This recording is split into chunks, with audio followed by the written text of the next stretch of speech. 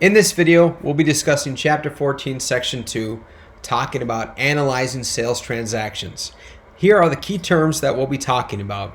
There are quite a few, but we will walk you through and understand how each of these work and relate to each other. First off, we're going to say a sale on account is made to a charged customer. What does that mean? That means that the sale of merchandise that we paid out for a later date. So if we continue our Walmart discussion of buying t-shirts, this is what it would look like. We sell 5,000 t-shirts to Walmart. They don't pay right away. They pay later at the end of the month. With their accounting cycles, that's just how they pay. They would be a sale on account. They would be considered our charge customer. They owe us money, but they have not paid us yet. So the sale on account would be the 5,000 t-shirts, and they would be considered the charge customer. Now, a store credit card facilitates sale on account. What this means, it contains a customer's name and the account number that facilitates sale on account. So it's kind of like when you think of a credit card, you pay, you can charge as much as you want on a credit card, and then you have to pay it back later. Same thing with this. You are the customer. Walmart would be charging for these 5,000 shirts, and then they'd be paying later. Now, a charge sale involves the following. If you go to page 388, and top of page 388, you will see a sales slip, a charge sales slip. And what that means, it lists all the details that took place during this transaction. It'll have the sales tax and it has the credit terms, which we'll look at later. But for right now, sales tax is the tax on top of the sale. So let's say we charged someone $500. It was a 10% tax. That means that we would add additional $50 onto the sale. And then credit terms. Credit terms is how long until, it's our agreement of when the customer will pay back. And like we mentioned already, they are called the charge customer. So the charge customer, we'll see in the credit terms what we agreed to. Now, what are some of the items on here? We have the date. Obviously, it's important to enter into our general journal. We have the customer's ID, so we can identify who this transaction is taking place. And then the description. What is being sold? What is being sold? What's the quantity of it? And what's the price? So a sales tax is the additional charge that we put on top of the sale that we're doing. Depending on state to states, every state has a different sales tax. There are certain items that are taxed in some states that are not taxed in others. So, for instance, in Minnesota, clothing does not have a sales tax on it. Some other states, like certain foods are not considered to put a sales tax. But if you're doing trading goods like this, there's usually a sales tax on it. So let's look at a sales slip. You find here that circled that there are credit terms, and credit terms is what we have agreed to up front on how someone will pay this back. As you can notice here, there's something called N/30. This is known as a net 30. Net means total. You have a total amount of 30 days to pay this back.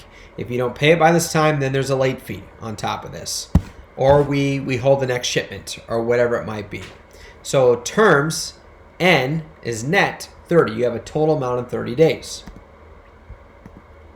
Now, we have our main accounts receivable account that we have in our general ledger or our general journal in our ledger. But if we have repeating customer, especially larger customers, or if we have larger corporation, we were probably going to have several individuals who are having a credit card account who are borrowing the merchandise from us and then it's going to pay us at the end of 30 days or whatever it might be. So what we do is we design something called accounts receivable subsidiary ledger. So we have the main accounts receivable ledger, and then we have a subset. It's kind of like an indentation of another account that is known as a subsidiary ledger. And that's designed to hold for our different accounts. So if we have company A, B, C, D, E, repeated customers, it's going to be a pain to constantly trying to figure out who is who. So we just create a separate ledger for them. We use something called the controlling account. What this means is that we always obviously want to know what the balance is of accounts receivable. But within there, we have our subsidiary ledgers. As you can see here, we have Josh, Julian, Jason, Sarita. These are all individual subsidiary ledgers. So we have those listed, but then we have a total amount for all these subsidiary, which we're going to match with our accounts receivable. This is known as a controlled account, taking the total amount of these subsidiaries and then not subtracting, comparing from that original account, which is known as accounts receivable. Now, a subsidiary ledger looks like this form. It looks similar to what we used in the past with ledger forms, but there's only 3 columns instead of more than that. We have a debit and credit and balance. And this is designed to make sure we have a running tally of the amount that is owed, that is paid, and the balance. Page 389. Now, recording a sale on account. Remember again, sale on account means that they are going to pay later. They have like a credit, it's a line of credit. It's going to record at the same time of the sale, and then the revenue must be realizable, and we'll explain what that means.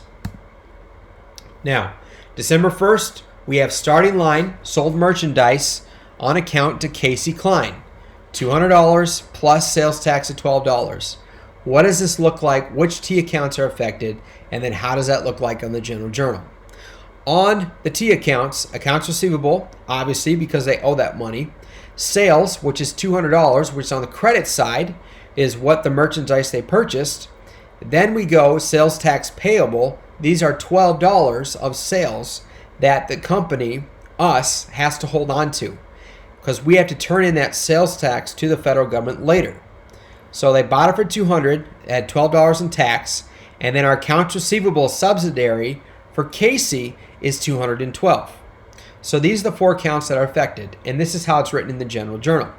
Accounts receivable, and then identifies the subsidiary, identifies the sale and the credit, and then it has the sales tax payable, and then the sales slip.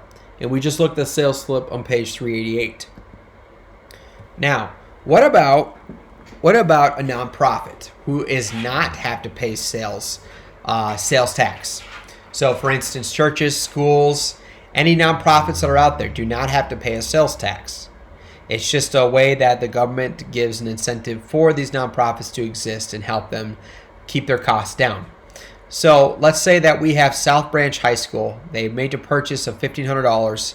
And what does that look like in the general journal? They have a subsidiary account still, but when we put it into the general journal, we have just debit and credit. We don't have any sales tax added to it. So if you come across one that's a nonprofit, they do not have any sales tax. Now, what about recording sales that are returned? We have something called a sales return. The customer gets the product, they're not happy with it, and so they return it. It's usually a policy of most companies to have a 90-day guarantee that you pay it, that if you don't like it, send it back. What we call that is a sales return. They send the product back, they then get credited a sales return into their accounts receivable subsidiary. Or sales allowance. They bought something, a big piece of product, and it was dented on the door or whatever it was. And so we would refund part of the sale. This was known as a sales allowance. So let's say they bought it for $4,000. It was completely dented. We give them $1,000 back. This is known, that $1,000 would be known as a sales allowance. So return is where they get all their money back. Allowance means they get partial money back or partly credited back to what they already made a purchase on.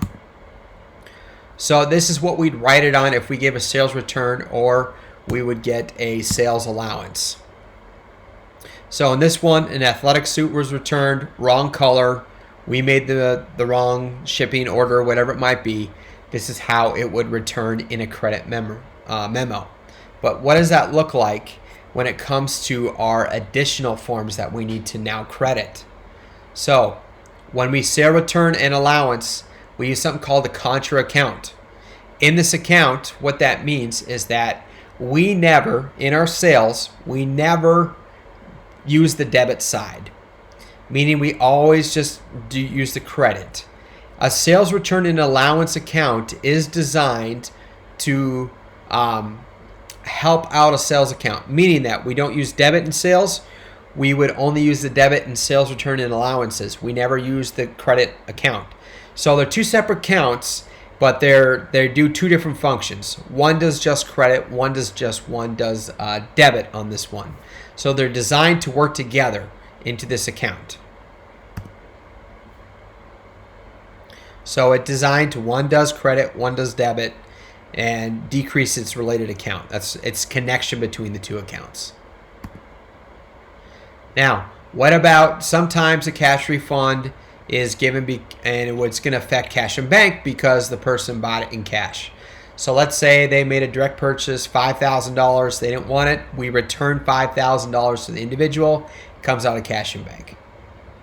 Now, let's look at a couple more scenarios here. December 4th, starting line issue credit memo 124, return merchandise of $150 plus $9 tax. What does that look like in the accounts? You can see them here on the screen, but then also what does that look like in the general journal? Well, we bring in the sales return and allowance. Notice again, not the sales account, but sales return and allowance, $150. We then take away that sales tax that has been collected into the sales tax payable account. We debit that $9. And then accounts receivable, we put into that subsidiary account to Gabriel for $159. And then we have the credit memo as well. So this is what it looks like when there is a return of funds or an allowance. These are the forms that we would use for it. So as we just saw in the previous slide, sales return, accounts receivable, $159. Now, what does that look like when it goes into the accounts receivable ledger? Well, in the credit side, we refund the whole $159, because that's the total amount they owe. Even though it's tax in this, we just put it all in one lump sum, and we return it out of the credit and accounts receivable. In addition to that, we go to the sales tax payable ledger. We take that and we refund that $9 to the debit side, which now is going back into Gabriel Ramos' their accounts receivable subsidiary account. And then sales returns and allowance, the $150. Notice again, we're not taking it out of the sales account. We're taking it from the sales return and allowances that are there. And then subsidiary accounts receivable is where the total amount is now credited back. So their balance is $159 of what they owed. They were credited $159 back. Now it's even. Now you don't have anything left. This is page 394 if you want to look at all these different forms at the same time. So this is the end of section 14.2, analyzing sales transactions.